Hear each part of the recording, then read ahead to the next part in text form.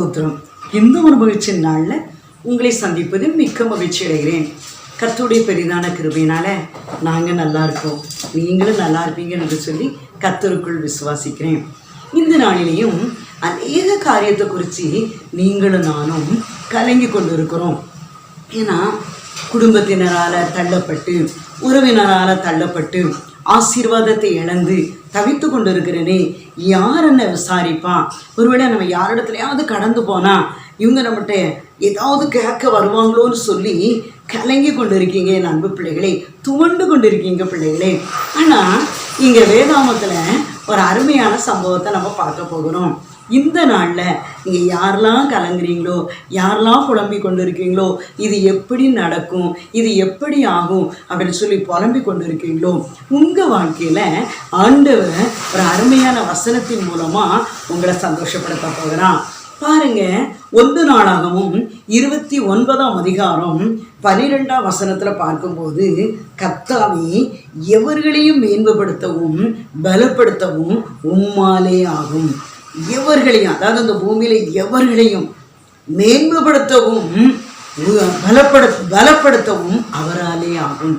ஒருவேளை மேன்மை நாமளா தேடப்போனா அந்த மேன்மை கிடைக்காது என் அன்பு பிள்ளைகளே. எவ்வளோ பிரயாசப்பட்டாலும் ஆண்டவருடைய இறக்கம் இல்லாமல், ஆண்டவருடைய தயவு இல்லாமல் உங்கள் வாழ்க்கையில் என்னுடைய வாழ்க்கையில் மேன்மை கிடைக்காது. நீங்களும் நானும் ஆண்டவரை தேடும்போது, நம்ம கண்கள் அவரை பார்க்கும்போது, நாம் இருதயத்தை தாழ்த்தும் போது, நாம் அவருக்கு முன்பதாக முழங்காலம் முடக்கும் போது நிச்சயமாக கர்த்தர் உங்களை மேன்மைப்படுத்துவா.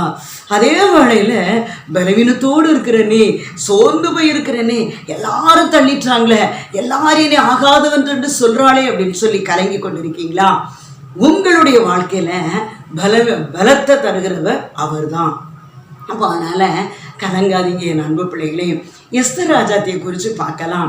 ஒருவேளை அவள் ஒரு சிறிய தகப்பனாருடைய மகள் தான் எஸ்தர் ராஜாத்தி. ஒருவேளை அந்த ராஜாத்தியை அவன் எத்தனையோ அந்த கொலுமண்டபத்தில் எத்தனையோ ஸ்திரீகள் இருந்தாங்க, அவங்களெல்லாம் அழகுபடுத்தினது போல அவளையும் அழகுபடுத்தினாங்க. ஆனால் அந்த ராஜாவுக்கு அவள் மேலே தான் கண் இருந்தது. அவளை எத்தனையோ ஸ்திரீகளை பார்த்துருக்கலாம், ஆனால் எஸ்தர் ராஜாத்தின் கண்கள் மேலே தான், அவளை பார்க்கும்போது அவருடைய கண்களில் ஒரு பிரகாசம் இருந்தது. அப்போ ஆண்டவர் நியமித்த பாத்திரம் என்று சொல்லி ஏற்றுக்கொண்டார். அன்பு பிள்ளைகளே, ஒருவேளை அவன் நினச்சிருப்பானா ராஜஸ்திரியின் பதவி நம்மளுக்கு, ஒரு ராஜாத்தி என்ற ஒரு பதவி நம்மளுக்கு கிடைக்கும் நினச்சிருப்பாளா? அது ஆண்டவர் கொடுத்த மேன்மை, ஆண்டவர் கொடுத்த கனம். நீங்களும் நானும் ஒருவேளை 100 பவுன் பண்ணி வைத்து, 200 பவுன் பண்ணி வைத்து எல்லாருக்க ஒன்று கிடைக்கலையே. என் அன்பு மகனே மகளே, உங்கள் இருதயத்தை தாழ்த்தவில்லை என்று சொன்னால் உங்களுக்கு மேன்மை இல்லை.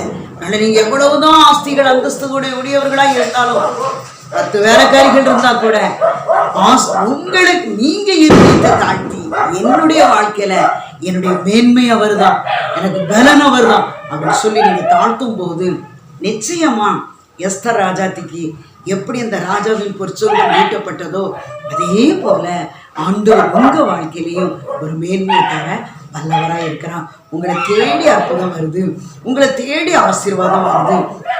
ஆண்டவர் எவர்களையும் மேன்மைப்படுத்த அவரால் முடியும், எவர்களை பலப்படுத்த அவரால் முடியும். பலவீனத்தோடு இருக்கனே, படுத்த படுக்கையோடு இருக்கனே, யாருன்னு விசாரிக்க இருக்கா, யாருமே விசாரிக்க இல்லையே என்று சொல்லி கலங்காதீங்க. ஒருவேளை யாரும் தள்ளுனாலும் உங்கள் அருகில் தான் இருக்காரு ஏசப்பா, உங்கள் பக்கத்தில் தான் இருக்காரு. என் அன்பு பிள்ளையே, நீ முழங்காலம் முடக்கும் போது, அப்பான்னு கூப்பிடும்போது அவன் அருகில் வந்து உன் ஆசீர்வதிக்கிறதுக்கு வல்லவராக இருக்கிறான். உன் பலவீனத்திலிருந்து விடுதலை தருவதற்கு வல்லவராக இருக்கிறான். ஒரு நிமிஷம் உன் கண்ணு அவரை பார்க்கட்டும், அவர் அப்படியும் உனக்கு இறக்க செய்கிற தேவனாக இருக்கிறான். பயப்படாதீங்க, விசுவாசத்தோடு இருங்க. நிச்சயமா கர்த்தர் உங்களை மேன்மைப்படுத்தி, உங்களை பலப்படுத்தி, உங்களை இருக்கிற இடத்துல, உங்கள் பட்டணத்தில், உங்கள் வேலையில், உங்கள் இருக்கிற இடத்துல கர்த்தர் நிச்சயமா உங்களை ஆசீர்வதிப்பான். ஜெபிப்போமா? கடந்து வந்த மகளே கலங்காதே மகளே, கடந்து வந்த மகனே கலங்காதே மகனே, அற்புதம் செய்வாரே இயேசு, அற்புதம் செய்வாரே, அற்புதம் செய்வாரே இயேசு, இன்றைக்கு செய்வாரே, அற்புதம் செய்வாரே இயேசு, அற்புதம் செய்வாரே, அற்புதம் செய்வாரே இயேசு இன்றைக்கு செய்வாரே. தன்னனத்தானா தன்னனத்தானா தன்னனத்தானா அண்ணா, தன்னனத்தானா தன்னனத்தானா தன்னனத்தானா அண்ணா. தகப்பனே உங்களுக்கு நன்றியப்பா. இந்த நிகழ்ச்சியை பார்த்து கொண்டு இருக்கிற மகளே மகனே, ஒருவேளை பலவீனத்தோடு இருக்கிறா, உற்றார் உறவினர் உடன் பிறந்தவங்க எல்லாராலையும் கைவிடப்பட்ட நிலையில இருக்கலாம். ஆனால் ஆண்டவரை நோக்கி நீ பார்க்கும்போது, உன் முழங்காலம் முடக்கும்போது, உன் கண்கள் அவரை பார்க்கும்போது நிச்சயமா அவர் கடந்து வந்து உன்னை மேன்மைப்படுத்துவேன் என்று சொல்கிறான். ஒருவேளை ஐயோ மருத்துவமனையில் கைவிடப்பட்ட நிலையில் இருக்கிறேன் என்று சொல்லி கலங்கி கொண்டு இருக்கிறியா? ஒருவேளை படுக்கையில் இருக்கேன், என் பிள்ளைகள் கூட என்னை விசாரிக்க இல்லையேன்னு கலங்கி கொண்டு இருக்கிறியா? ஆண்டவர் உன் அருகில் வந்து உன் படுக்கை எடுத்துக்கொண்டு எழுந்து நடன்னு சொல்றாரு. என் அன்பு பிள்ளைகளே, இதோ உன் அருகில தான் வந்திருக்கிறான்.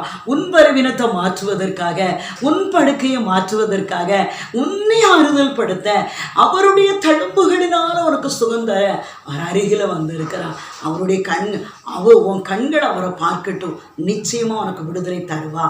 பெரிய காரியங்களை செய்யுங்க.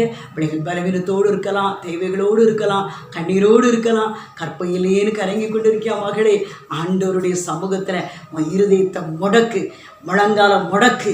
ஆண்டவருடைய பாதத்தில் முழங்காலம் முடக்கும் போது ஆண்டவர் உன் கருவில் திரவியத்தை வைப்பதற்கு வல்லமை உள்ளவராக இருக்கிறான். திருமணம் ஆகலையேன்னு கலங்கி கொண்டு இருக்கிறியா? வரன்களெல்லாம் வந்து கலைஞ்சு போகுதுன்னு நினைக்கிறியா? நீ உன் இருதயத்தை தாழ்த்து. எஸ்தர் ராஜாத்தி ஒருவேளை ராஜாத்தி ஆகிறதுக்கு அவன் இருதயத்தை தாழ்த்தி ஜெபித்தா. அதனால தான் அந்த அந்த யூத குலத்துக்கே ராணியா இருந்தான். என் அன்பு பிள்ளைகளே, ராஜாத்தின்ற ஒரு மேன்மையை கற்றுக் கொடுத்தான். இன்றைக்கும் நான் ராஜாத்தியை வைக்க போகிறான். நீ முழங்கால் பிடிட்டு ஜெபிக்கும் போது, உபவாசித்து ஜெபிக்கும் போது, உன் இருதயத்தை தாழ்த்தும் போது நிச்சயமா உனக்கு ஒரு ராஜ மேன்மை காத்திருக்கிறது. தொடர்ந்து பிள்ளைகளுடைய வாழ்க்கையில பற்பல தேவைகளோடு இருக்கிற தேவைகளை சந்தித்து சந்தோஷப்படுத்துவீராக. பெரிய காரியங்களை செய்யுங்க. இயேசுவின் நாமத்தில் ஜெபிக்கிறோம் ஜீவனுள்ள நல்ல பிதாவே. ஆமென். ஹல்லேலூயா. ஸ்தோத்திரம்.